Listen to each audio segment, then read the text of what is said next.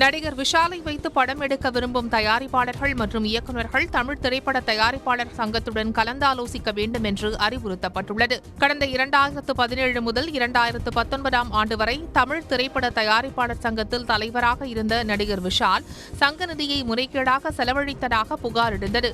இது தொடர்பான ஆய்வில் விஷால் தலைவராக இருந்தபோது சங்கத்துக்கு 12 கோடி ரூபாய் வரை இழப்பு ஏற்பட்டது தெரியவந்தது. இந்த நிலையில் விஷாலை வைத்து எதிர்காலத்தில் படம் தயாரிக்கும் தயாரிப்பாளர்கள் தமிழ் திரைப்பட தயாரிப்பாளர்கள் சங்கத்தினை கலந்தாலோசித்து முடிவெடுக்க வேண்டும் என அறிவுறுத்தப்பட்டுள்ளது.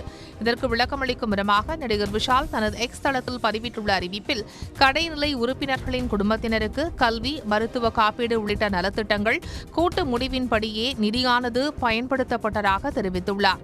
மேலும் தான் தொடர்ந்து படங்களில் நடிப்பேன் என்றும் திரைப்படங்களை ஒருபோதும் தயாரிக்காத தயாரிப்பாளர்கள் என அழைக்கப்படுபவர்கள் முடிந்தால் தடுத்து நிறுத்துங்கள் என சவால் விட்டுள்ளார்.